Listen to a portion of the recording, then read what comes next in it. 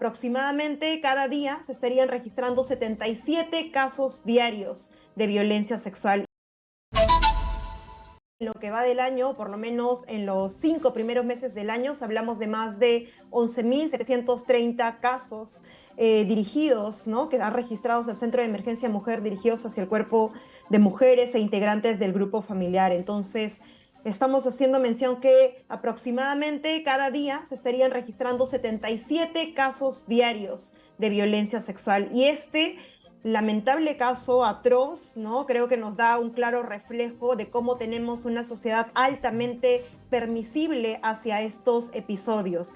Nuestras encuestas nacionales de relaciones sociales ya de por sí nos lo visibilizan, y creo que lo que estamos viendo ahora a nivel nacional no debería de ser una situación más naturalizada o normalizada, ¿no?, o algo que se comente más como otro episodio dentro de esta cultura peruana, ¿no?, que sostiene lamentablemente también episodios o una cultura de la violación. Y ahí queremos apuntar porque según lo que dice la abuela de la bebé fallecida, la madre había sido víctima de este delincuente, de este criminal, había cometido abuso sexual contra ella y ahora lo hace contra su propia hija.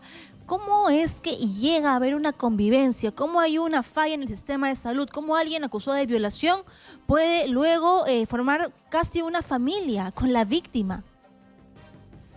Sí, específicamente, Katiuska, y esto creo que este caso podríamos enmarcarlo también, o este episodio, ¿no?, en relación a lo que en este momento también se viene debatiendo a nivel nacional, ¿no?, y aquí colocaríamos la agenda en el Parlamento. Hace poco se acaba de aprobar un dictamen en la Comisión de Justicia y Derechos Humanos, ¿no?, donde para que se puedan prohibir los matrimonios, los mal llamados matrimonios infantiles, ¿no?, donde la Comisión Interamericana de Derechos Humanos ya ha dicho que son matrimonios forzados. En este caso, la neutralización de matrimonios en niñas de 11 años, de 12 años, de 14 años o de uniones tempranas, ¿no? Investigaciones también donde nos reflejan que en el registro de RENIEC en los últimos 10 años se habrían registrado más de 5.000 de estos casos, donde el 98% están precisamente en este grupo etario, ¿no?, en el de niñas y adolescentes de 11 a 17 años. Entonces creo que este reflejo, o el que en pleno 2023 nos pongamos a debatir,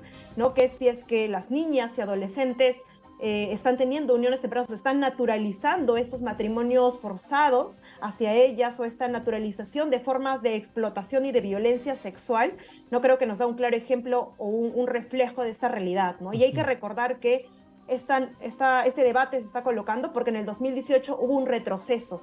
Ya se estaba normado este tipo de prohibiciones, pero en el 2018 hubo cambios hacia el Código Civil y el Código Penal, ¿no?, donde generó esta apertura para que puedan ser permisibles estas modificaciones, ¿eh? Y hablamos del artículo 42 específicamente. Entonces creo que no es algo que podamos ver como un episodio excepcional, ¿no?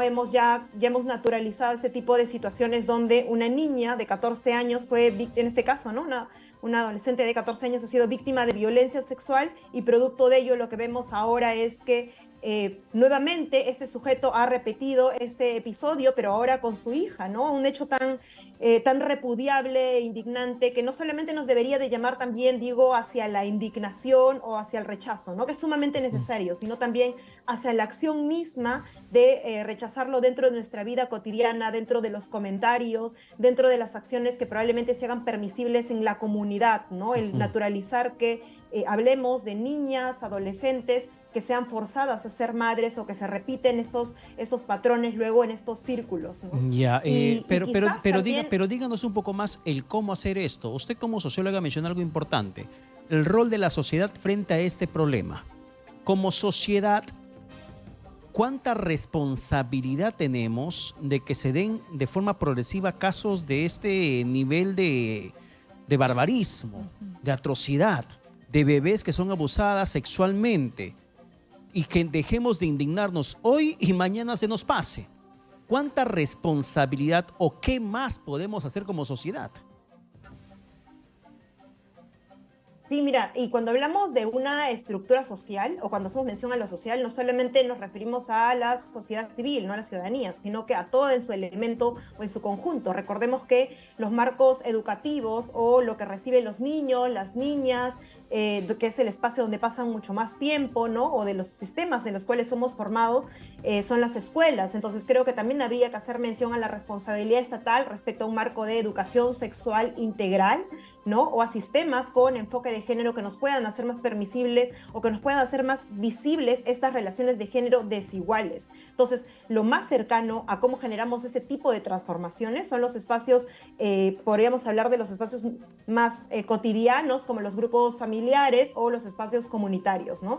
Y no vamos a hacer una transformación de decir de un día para otro vamos a hablar de la erradicación de estas formas de violencia. Creo que podemos empezar con desnaturalizar este tipo de situaciones, ¿no? Y desnaturalizando, como por ejemplo con estas mal llamadas bromas sobre violaciones sexuales, ¿no? O sobre el acoso sexual, o con este entendimiento de la hipersexualización de los cuerpos de niñas y adolescentes, ¿no? Hablamos también de las altas cifras de acoso sexual. Y trabajaron en los colegios, ¿no, Katherine?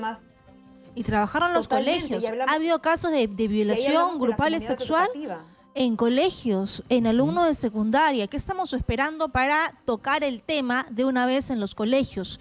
Yo sé que hay un grupo que dice a mi hijo no le hables de sexo, con mis hijos no te metas, pero si no lo hacemos ahora vamos a perder la batalla, vamos a perder la guerra. Los niños tienen que saber que esto no es normal, que una niña de 14 años no puede ser madre.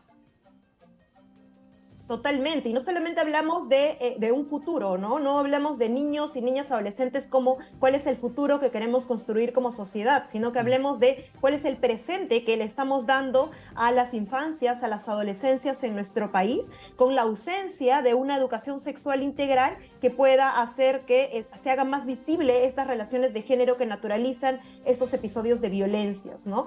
Y quizás hablar no solamente de la comunidad respecto a las y los estudiantes, sino a la comunidad educativa en general o a otras comunidades donde hablamos de sistemas de protección hacia infancias y adolescencias. Y ahí me refiero también a la importancia y a la ausencia, por ejemplo, de la implementación de la ley 3091, ¿no? Y recaemos nuevamente sobre esta normativa que habla sobre la implementación del subregistro de agresores.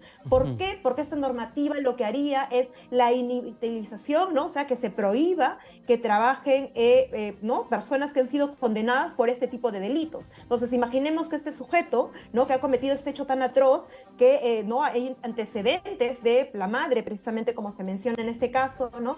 Nuevamente ahora sobre su hija, cumple la condena, que salga y que luego termine trabajando como portero, probablemente, ¿no? digamos, de una comunidad educativa o de un espacio donde tenga acceso hacia niñas y niños, ¿no? O o transporte, ¿no? Niños y niñas, entonces en las distintas formas en las que pueda ubicarse. Entonces, es importante que hablemos también con los sectores para que implementen esta norma que desde el 2018 hasta ahora no ha sido implementado. Hablamos de más de 4 años y medio de una ley en vacío. Entonces, creo que también son importantes las responsabilidades estatales para poder hablar de cómo generamos estas transformaciones sociales que tanto deseamos y que tanto nos duelen. Así es, Katherine Soto. Muchas gracias por la comunicación alcanzada aquí en Exitosa. Buenas noches.